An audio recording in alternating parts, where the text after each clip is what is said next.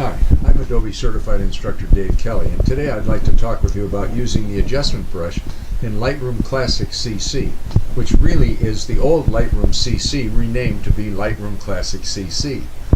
What is now Lightroom CC is Adobe's cloud version of the Lightroom software. The adjustment brush is a very versatile tool and one of my favorites for making selected adjustments in an image. It is relatively unchanged, even though the name of the software has changed, but it does have a new component to it, which we'll get to later in the software. And so let's get started and see what we can accomplish in our images using the adjustment brush in Lightroom Classic CC. The adjustment brush. Quite simply, what the adjustment brush allows us to do is to select an area in an image or multiple areas in the image and apply develop settings just to those same areas to bring out more detail in those areas, and it will not affect any other area in the image. And there are several ways we can open the adjustment brush. The first is to use this icon underneath the histogram. There's a toolbar with this icon. If we click on that icon, the adjustment brush will open. A second way to open it is to go to the Tools menu up here at the top of the screen, and from the drop-down menu select the adjustment brush. Probably the simplest way to do it is to use the keyboard shortcut, and that would be pressing the K key on the keyboard. However, before opening the adjustment brush, I think you should develop the image using the panels in the right side column of panels to develop the image and bring out as much detail as you can. And this would include cropping and straightening your image, recovering lost detail in the highlights and the shadows, getting the right white balance and exposure, saturating or brightening or darkening any individual colors, and removing any noise that is in the image. I would not sharpen the image until after I had completed all my adjustments with any of the selective adjustment tools. When the adjustment brush opens, a new panel opens a column on the right side of the screen. And you can see that on the left side of this column are all of the different effects that you can add or subtract actually from an image. In addition, up here at the very top of this column of effects, there is a double-pointed disclosure arrow, which if you click on it will show you some presets that come with Lightroom that can also be applied to the different areas of the image. At the bottom of the column of the list of effects is a color picker box, which if you click on it will display all the colors available that can be added to the image. And beneath that there is another section of this panel where you can set the size of your brush. You have three available brushes, A, B, and the erase brush. There are four different choices for setting up your brush. You can set the size of the brush, the feather of the brush, and the flow of the brush, as well as the density, although I have yet to find much difference between the flow and the density in the actual use of the brush. If you hover your cursor over the brush, in this case brush A is highlighted, you can change the size with this slider, and you can change the feathering with the feathering slider to make the brush a hard edge brush or one that has a feathered edge to it. The flow is simply acts like you would use a paintbrush. If you want to be able to cover the area with just one stroke, you would set it at 100%. If you want to gradually build up the effect, just like with a paintbrush, and you would have to use multiple strokes over the area that you're painting on, in this case, you would set the flow to a little bit lower. As I said, the density acts just like the flow to me, so I just leave that at 100%. Between the flow slider and the density slider is the text auto mask with a box in front of it. If you place a check in the auto mask, then when using the brush on the image, it will stick to the tone that you started using the brush on. If it comes to a different color tone, it won't affect that. The brush has a crosshair in the center, and as long as you keep that crosshair on the tone on which you started, no other tones in the selected area will be affected. Finally, at the very bottom of this panel, there is a new tool in the adjustment brush called the range mask, and currently it's set to off, and we'll be discussing that a little bit later. It'll be easier to understand what this does when we get to actually using the brush on the image. As far as brush size is concerned, I think you should set the brush A and B to two different sizes and different feathering levels. In this case, brush A, which I'm selecting, is a small brush with a hard edge, and brush B is a much larger brush with much more feathering. You can switch between the A and B brushes very quickly by pressing the / key on the keyboard, and you can get to the erase brush simply by holding down the Option key on the Mac, the Alt key on the PC. It will give you a smaller brush with a minus sign in it that will erase anything you want to erase. You can also change the size of the brushes with the left and right bracket keys on the keyboard. The left bracket key makes the brush smaller, the right bracket key makes the brush larger. If you hold down the Shift key and use the left bracket key, it will decrease the feathering. If you use the right bracket key, it will increase the feathering of the brush. So it's pretty convenient using the keyboard shortcuts to change between one brush and another. It's also possible to change the brush size using the scroll wheel on your mouse or your fingers on the trackpad. If you hold the Shift key down while you're changing the brush size, it will change the feathering and the brush size will stay the same. As far as actually using the adjustment brush, I'm of the opinion that you should only load the brush with one effect when you first start out, because if you load the brush with multiple effects and you get a result you don't like, you won't know which effect it was that produced the bad result. You'll be in exactly the same situation as you are if you waste your money on the so-called Lightroom presets that everyone seems to be selling these days. The presets are all made up of multiple effect changes, and if you don't like the result you get, you won't know which effect it was that caused the bad result. In fact, you probably won't even know which effects were changed to create the preset. So if we want to make this egret whiter or brighter with the adjustment brush open, what we're going to do is take the whites and we'll take the slider to the right, which will make everything brighter, and we'll take our brush just a little bit larger than the white bird and we'll just start painting on the bird. Now, one of the problems that you can see here is I haven't set the white strong enough so that I can see the result in the bird except back here. So I'll increase the strength of the whites by moving it to the right a little bit more, and now you can see that when I'm painting I'm able to see exactly where the result of increasing the white is occurring. I think that a better way to do this is to not load the brush with any effect and instead turn on the overlay mask down here in the toolbar. What I'm going to do is I'm going to make sure this pin is selected, and then I'll hit the delete key. Now we're right back where we started from. So now I'll place a check mark in front of the show selected mask overlay text down in the toolbar, and my brush is the same size, and this time I'm going to paint with the brush. And you can see that by default the overlay mask is red, and you can change that simply by going to the Tools menu up here at the top of the screen, and in the very last choice, Adjustment Mask Overlay, you can see that you can change it from red to green to white to black. Let's change it to green. Now you can see the green shows up much better on this image than the red did. So I'll just paint over the rest of the bird to make sure I've got everything I want covered. And you can see up here at the top I missed a little bit, so I'm going to hold down the Shift key and then click on the bird. That's going to magnify it. So what I can do now is I can hold down the Option key on the Mac, the Alt key on the PC, and you can see that it turned into an eraser brush. So I'm just going to erase the area that I don't want, which will allow me to come back and get the area that I do want in this image.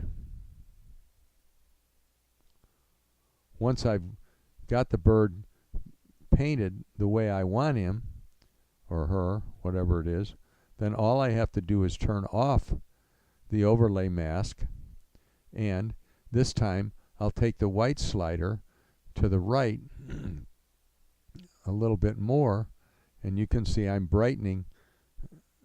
I've brightened the bird quite a bit.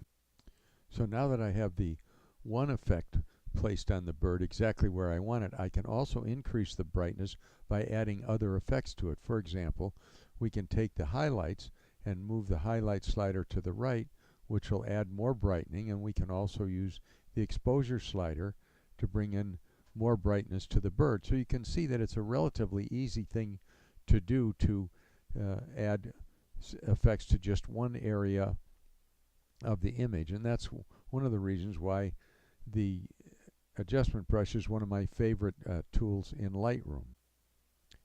Now let's talk about using the range mask, which is the newest tool that's been added to adjustment brush, radial filter, and graduated filter in Lightroom. And what it allows us to do is place an effect on the image and then mask a certain part of that effect. The range mask is located in the very bottom of the adjustment brush panel, and by default it's grayed out and unusable until after either an effect is placed on the image or the overlay mask has been turned on. And the way to turn on the overlay mask is down here in the toolbar. You can place a check mark in it, which will turn it on. The second way, and the more convenient way, is to press the O key. And once you place an effect on there, the range mask becomes active, but it's still turned off. You open the tool by clicking on the double pointed disclosure arrow to the right of the text off, and it gives you two choices, color and luminance.